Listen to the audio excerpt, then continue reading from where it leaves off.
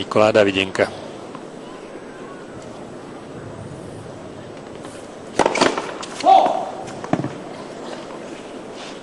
Tretí setbal pre Nadala.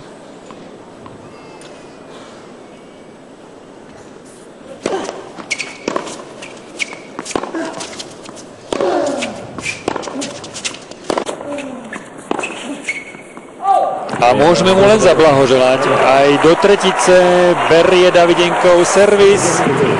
A napriek tomu hneď, že prehral v prvom sete svoju úvodnú výhodu podania, a Nadal potom už nepustil súpera do ďalšieho breaku. Naopak vyhral 6 hier za sebou a prvý set celkovo 6-2.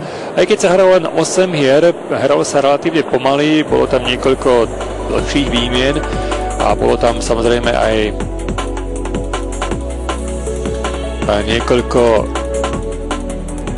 hier, ktoré boli vyrovnané, ale celkový stav